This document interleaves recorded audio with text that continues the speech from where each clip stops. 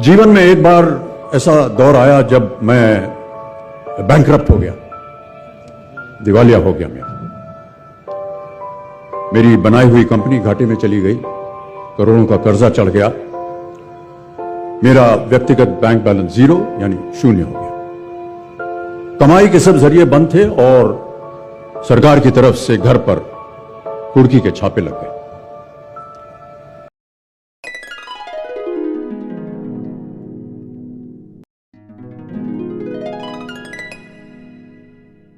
दोस्तों नमस्कार। दोस्तों, जैसा कि आप थंबनेल्स को देखकर और जो क्लिपिंग है ओपनिंग की, उससे आप समझ ही गए होंगे। आज का एपिसोड हम अमिताभ बच्चन जी की लाइफ के बारे में लेकर आए हैं।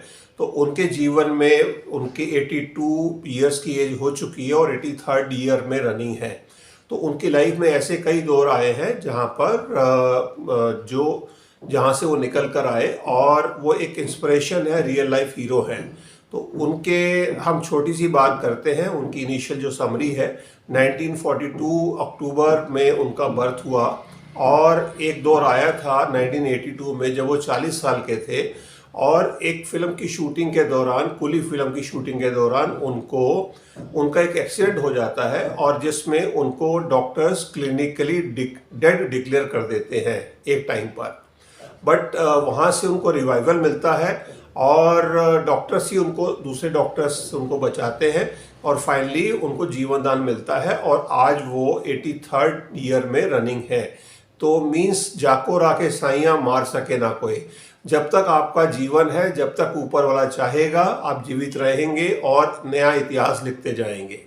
तो एक तो ये एपिसोड हुआ था उनके साथ 1982 में। उसके बाद ईयर 1999 में एक एपिसोड ऐसा आता है, एक वक्त ऐसा आता है जब अमिताभ बच्चन की इनकम निल हो जाती है और उनके ऊपर उस दौर में 90 करोड़ का कर्जा होता है और 55 लीगल केसेस होते हैं, जिसका आज की तारीख में हम वैल्यूएशन करते हैं तो 1500 से 2000 करोड़ का अमाउंट बनता है। तो ये एक बहुत बड़ी रकम थी उस ज़माने में भी और आज के ज़माने के लिए भी तो है ही है। और उस दौर में जब उनके पास ना तो मूवीज़ थी, ना केबीसी कभी होता था और ना कोई उनको एडवर्टाइजमेंट्स में साइन किया जाता था। वो वहाँ से दौर से निकल कर आए और उनको 2000 में, सन 2000 के अंदर केबीसी का ब्रेक मिला और मोहब्बतें मूवी मिली, जहाँ से उन्होंने कमबैक किया। केबीसी का शो उन्होंने ही शुरू किया और 25 साल से ये शो सक्सेसफुल है। अब हम आ जाते हैं आज वाले एपिसोड में कि आज हम क्या लेकर आए हैं और क्या बताना चाह रहे हैं। ईयर 2024-25 में जो ये साल ख़त्म हो रहा है, जिसमें आज मंगलवार है, 25 तारीख है और एक हफ्ता रह गया है फाइनेंशियल ईयर क्लोजिंग में। हम सबको अपनी इनकम पता होगी, हमने इस साल में क्या कमाया है। अगर आप एक नौजवान हैं, अपना करियर शुरू कर रहे हैं, तो आपकी इस साल की इनकम 2 से 3 लाख के आसपास होगी स्टार्टिंग लाइफ करियर में। या आप हाईली क्वालिफाइड हैं, अच्छी प्लेसमेंट के साथ हैं और कुछ एक्सपीरियंस है, तो हो सकता है आपकी इनकम 30 लाख तक हो। और अगर नहीं तो 3 करोड़ तक हो सकती है अगर आपकी कोई इंडस्ट्री चलाते हैं। और अगर आप कोई सेलिब्रिटी हैं, 30 करोड़ की रिटर्न भी हो सकती है। बट अमिताभ बच्चन जी ने इस साल की जो इनकम, डिक्लेयर्ड इनकम बताई है या जिसके लिए एडवांस टैक्स जमा कराया है, उन्होंने 120 करोड़ रुपए का एडवांस टैक्स जमा कराया है।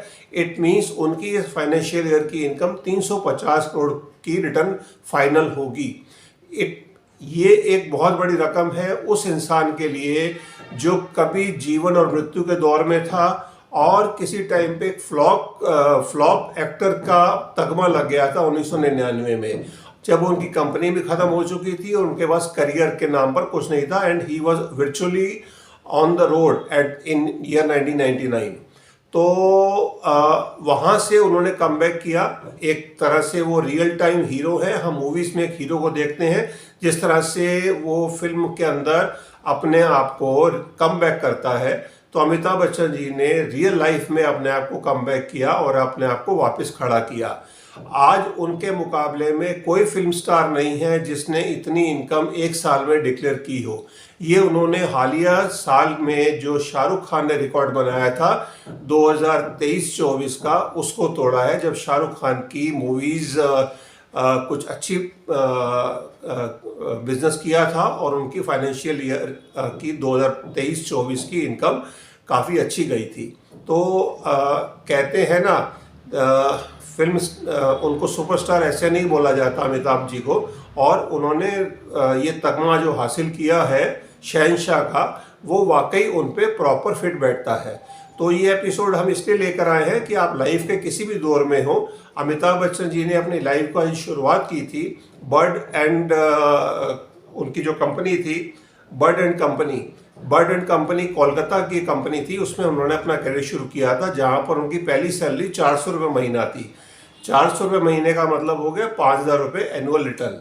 5 साल 5,000 रुपये की एनुअल कमाई करने वाला इंसान अगर आज 350 करोड़ की इनकम के साथ ये फाइनेंशियल ईयर क्लोज कर रहा है, और इस उम्र में जहां पर आदमी रिटायर क्या बिल्कुल ही बेड रिडन हो जाते हैं, वो एक पूरे मोटिवेशन के साथ केबीसी का शो आज भी कर रहे हैं, जहां पर उनको 5 करोड़ रुपए पर एपिसोड के शूट के साथ साइन किया गया है।